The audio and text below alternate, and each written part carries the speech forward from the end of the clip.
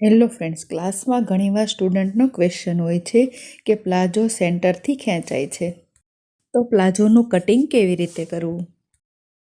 તો આજના વિડીયોમાં આપણે કટિંગને લગતી એવી ટિપ્સ જોઈશું કે તમે પણ એકદમ કમ્ફર્ટેબલ પ્લાઝો બનાવી શકો. તો આ પ્રોબ્લેમ દૂર કરવા માટે કમરમાં એક્સ્ટ્રા કાપડ લેવાનું છે. તો અહીંયા સ્ટુડન્ટને હજી એક ક્વેશ્ચન હોય છે કે કમરમાં એક્સ્ટ્રા કાપડ કેટલું લેવું.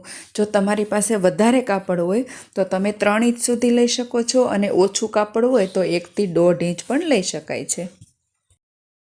હવે આ જે એક્સ્ટ્રા કાપડ લીધું છે તે પૂરી કમરમાં લેશું તો પ્લાઝોની લેન્થ વધી જાય છે. તો હવે જ્યાં કમરનું માર્કિંગ છે ત્યાં આ રીતે મેજર ટેપ રાખીશું અને તેને ફોલ્ડ કરી સેન્ટર માર્કિંગ કરી લઈશું. અને ત્યાર પછી સેન્ટર માર્કિંગથી આ રીતે ક્રોસ લાઇન ડ્રો કરવાની છે. તમે જોઈ શકો છો માર્કિંગ કર્યા પછી આવી રીતે થશે.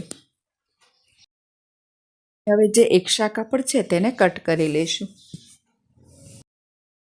અહીંયા જે ખિસ્તકની લંબાઈ વધારે છે તે બેક પાર્ટ છે અને જ્યાં ખિસ્તકની લંબાઈ ઓછી છે તે ફ્રન્ટ પાર્ટ છે.